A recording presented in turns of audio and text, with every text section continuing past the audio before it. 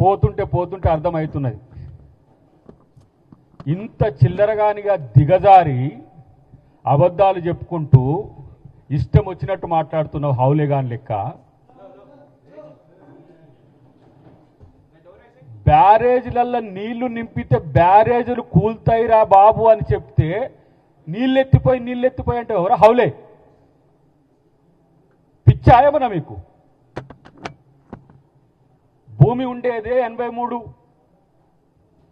మీన్సీల వరకు 83 MSL ఉంటుంది.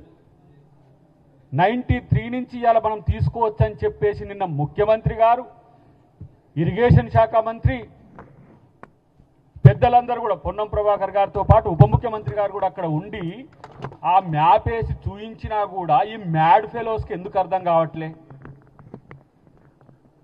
ఇలాంటి పనికిరాని చెత్త సన్నాసులు ఇవాళ ప్రతిపక్ష నాయకులుగా ఉన్నారు. ఇవాళ నేను అంటున్నా, హరీష్ రావు నిజంగా కూడా ముఖ్యమంత్రి గారు అన్నట్టు నీకు మెదడు లేదురా బాబు. సొల్లుగాని లెక్క, సుత్తిగాని లెక్క సుత్తిరావని పెట్టుకో ఫాల్తుగా. నీ ప్రెస్ మీట్ చూస్తుంటే ఏ విధంగా ఆవేశం వస్తుందో నాకు నేను చూసుకుంటూ వస్తున్నా. సిగ్గుందా ఏమైనా నీకు? నీటి దొంగలు, తెలంగాణ దొంగలు మీరు నీతులు చెప్తున్నారు ఈరోజు. అసలు మిమ్మల్ని కన్నేపల్లి పంప్ హౌస్ను ఇటు చివరికి కట్టమని చెప్పింది ఎవడరా దరిద్రుడా? పంప్ హౌస్ అనేది నీటి నిల్వ ఉండే దగ్గర పెట్టుకుంటే నీళ్ళు ఎత్తిపోస్తారు. ఊరి భాషలో చెప్పాలంటే ఫుట్బాల్ కాడ నీళ్ళు ఉండాలి. ఫుట్బాల్ యాడ్ ఉంటుందో ఆడ నీళ్ళు ఉండాలి. బాయి శాస్త్రం తెలిస్తే నీకు అర్థమవుతుంది. వ్యవసాయం చేసిందో లేదో తెలియదు. ఎక్కడ చివరికి అన్నారం బ్యారేజ్ దగ్గర ఒక పంప్ హౌస్. అసలు మీ ప్లాన్ ఇప్పుడు ఇంతకుముందు అంటున్నావు కదా, నువ్వు రిటైర్డ్ ఇంజనీర్లు చెప్పింది కూడా తప్పని అంటున్నావు కదా. రిటైర్డ్ ఇంజనీర్లు ఇచ్చిన రిపోర్ట్ని ఎందుకు పక్కన పెట్టిండు మీ మామ? రిటైర్డ్ ఇంజనీర్లు ఇక్కడ వద్దు కాళేశ్వరం అనే ప్రాజెక్టు మేడిగడ్డ కాడ కట్టకండి అని చెప్తే విన్నడా మీ మామ? మళ్ళీ వాళ్ళని ఇప్పుడు బెదిరించో నయాన భయాన చేసి కడ్డేపల్లి పంప్ హౌస్ నుంచి ఎత్తిపోయొచ్చంట. ఇప్పుడు బ్యారేజ్లో నీళ్లుంటేనే ఎత్తిపోస్తారు. 1,22,000 క్యూసెక్కులు ఒకరోజు, 1,33,000 క్యూసెక్కులు ఒకరోజు, 90,000 క్యూసెక్కులు ఒకరోజు ఇంద్రావతి లేదంటే మనకు ప్రాణహిత నుంచి వస్తున్నాయి. బ్యారేజ్ నిండుగా నింపితే దానికి రక్షణ లేదు కాబట్టి నింపట్లేదని చెప్తే మీరు కన్నెపల్లి పంప్ హౌస్ నుంచి నీళ్ళు ఇవ్వండి. కన్నేపల్లి పంప్ హౌస్ కాడ నీళ్ళు ఎక్కడేరా పాగల్? కన్నేపల్లి పంప్ హౌస్ కాడ నీళ్ళు ఎక్కడి? తలకాయ ఉందా మీకు ఏమన్నా మాట్లాడేదానికి? నీకు బ్యారేజ్ దగ్గరనే అంతో ఇంతో అసలు మీరు అది కనీసం ఆ ప్రాజెక్టును మీరు ప్రాజెక్టు దగ్గర చూసిండ్రా కానీ దాని ఓవరాల్ వ్యూ చూసిండ్రా? ఎక్కడి నుంచి ఏ నది వచ్చినాక ఏం చేరుతుంది అనేది. హరీష్ రావు ఒక నీట్ ఎక్స్పర్టు, కేసీఆర్ ఒక నీట్ ఎక్స్పర్ట్. ఎన్డీఎస్ఏ రిపోర్టు నమ్మాలనా, నీ దొంగ మాటలు నమ్మాలనా?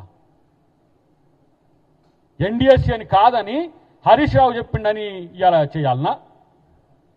నాకు 3 నెలలు అని బతిలాడుకుంటున్నావు కదా. 9 సంవత్సరాలు 9.5 సంవత్సరాల్లో 4 సంవత్సరాలు నువ్వే ఇరిగేషన్ శాఖ మంత్రి ఎలుగబెడితీవు కదా. 3 నెలలు ఇస్తే ఏం చేస్తావు? 3 నెలలు ఇస్తే ఏం చేయగలుగుతావు? 3 సంవత్సరాలు తీసుకోమంటే సిగ్గు లేకుండా మాట్లాడుతుండ్రి. ఇంట్లో పన్నోడు రాడా, తెలియనోడు మాట్లాడుతుండే, మోసం చేసినోడు నీతులు చెప్తుండే. ఏం చెప్పాలి ఇంకా? మీకు ఏ భాషలో చెప్పాలి? మీకు నీటి భాషలో చెప్తే అర్థం కాదా? రాజకీయ భాషలో చెప్తే అర్థం కాదా? ఇప్పుడు రాష్ట్ర భాషల తెలంగాణ భాషలో చెప్పినా కూడా అర్థం కావట్లేదు. మీకు ఏ భాష చెప్పాలంటే బూతు భాష అయితేనే కరెక్ట్ అవుతుంది మీకు. మీరు దిగజారి మీరు చేస్తున్న కామెంట్స్ ముఖ్యమంత్రి మీద కానీ లేకపోతే ప్రభుత్వం మీద కానీ, నీ స్థాయి ఏంది Harish Rao? You are after all MLA today. మా అందరికంటే కూడా తక్కువ నువ్వు. నీ ఎమ్మెల్యే స్థాయి ఏంది? ముఖ్యమంత్రిని మాట్లాడే స్థాయి ఏందిరా పాగల్? ఏం మాట్లాడుతున్నావు నువ్వు? ఇలాంటి చిల్లరగాళ్ళు ఇలా ప్రతిపక్ష నాయకులుగా ఉన్నారు. దొంగలు వీళ్ళు. దొంగలంటే దొంగలు. ఇంకా బూతులు వస్తున్నాయి వీళ్ళని తిట్టాలంటే. ఈయన క్యూసెక్కులు ఏంది, టీఎంసీలు ఏంది, కొత్తగా నేర్చుకొని ముచ్చట చెప్పినట్టు చెప్తున్నాడు.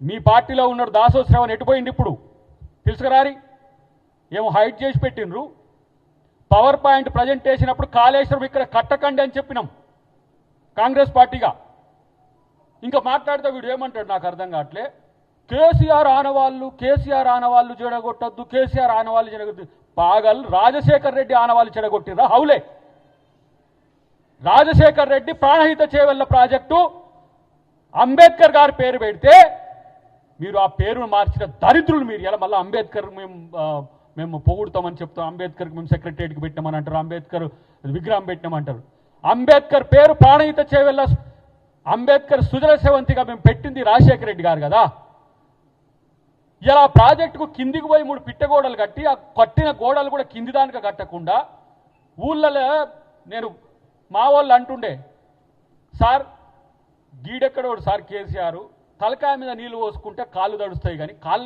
మనం కిందికి పడి కాళ్ళకాయ నీళ్లు పోయమంటాడు సార్ అని తుమ్మిడిహెట్టి నుంచి ఒక్క లిఫ్ట్ పోసుకుంటే శ్రీపాద ఎల్లంపల్లి అని చెప్పి ఆ రోజు రాజశేఖర రెడ్డి గారు డిజైన్ చేసి 22 టీఎంసీతో శ్రీపాద ఎల్లంపల్లి పూర్తయింది ఉద్యమ కాలంలో కిరణ్ కుమార్ రెడ్డి గారు దాన్ని ఓపెన్ చేస్తారంటే ఈ కాంగ్రెస్ పార్టీ నాయకులమే ఇప్పుడు వద్దని చెప్పి చేసిన చరిత్ర ఉంది ఏది మీరు కొత్తది రంగనాయకమ్మ కొత్తదా లేకపోతే మల్లన్న సాగర్ కొత్తదా కొండపోచమ్మ కొత్తదా ఏది కొత్తది మిడ్ మానేరు కొత్తదా ఏది నువ్వు కట్టింది నువ్వు కట్టినే 3 పిట్టగోడలై కూలడానికి సిద్ధంగా ఉన్నాయని చెప్తుంటే సిగ్గు లేదా మీకు అర్థం కావట్లేదా మీకు కట్టి నింపితే మళ్ళీ ఈ తెగి ప్రజల మీదకి పోతే ప్రజా నష్టం జరిగితే కాంగ్రెస్ వాళ్ళకి కట్టరాదని చెప్తానికని తెలియదు మీరు చేసే శకలు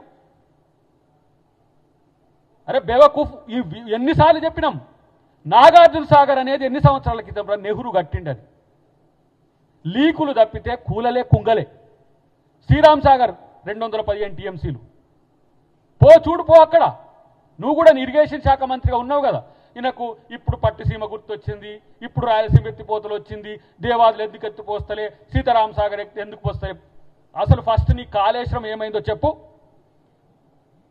నీ మామని చెప్పమను మీరెందుకు చిల్లరగా లెక్కొస్తున్నారు ఒక ముఖ్యమంత్రి ప్రతిపక్ష నేతని అడిగిండు ఏమని అడిగిండు ఒకవేళ నీ కొడుకు వారం రోజులు మా నాన్నకి ఇవ్వమంటుండు కదా నువ్వు వచ్చి ఇగో ఇట్లా చేయొచ్చు అని కన్విన్స్ చేసి 3 సంవత్సరాలు తీసుకోమన్నాడు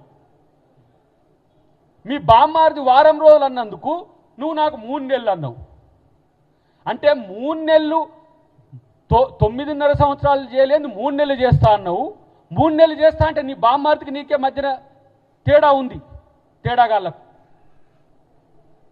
ఇలా కాళేశ్వరం మీద ఫాల్స్ ఎందుకు తుమ్మిడిహెట్టిని ఈరోజు మేము దాన్ని బేస్ చేసుకొని ఒక ప్రాజెక్టు మళ్ళీ ఇదే శ్రీపాద ఎల్లంపల్లికి లింక్ చేసి ఏ విధంగా నీళ్ళు ఇవ్వచ్చు అనేది ప్లాన్ చేసుకుంటున్నాం ఎన్డీఎస్ఏ ఎట్టి పరిస్థితులలో మీరు మేడిగడ్డ దగ్గర ప్రాజెక్టు విషయంలో తొందరపడకండి ఆ రిపోర్ట్లు 2 గంటల పాటు మొన్న ముఖ్యమంత్రి గారితో పాటు ప్రజాప్రతినిధులతో పాటు ముఖ్య నాయకత్వాన్ని అంతా మేం చూడడం కాదు దేశానికి మొత్తం చూపించినాం దాంతో ఇలా పరేషాన్ అవుతున్నారు వీళ్ళు ఎందుకు పరేషాన్ అవుతున్నారు అంటే ఓమ్మో మళ్ళీ కాళేశ్వరం కూలగొట్టి మేమే కూలగొట్టినట్టు మొత్తం ఎస్టాబ్లిష్ అవుతుందని చెప్పేసి ఇలా చాలామంది తెలంగాణ ప్రజలు ఎవరు చెప్పింది నమ్మాలా సార్ అని కాడికి వచ్చిండ్రు అంటే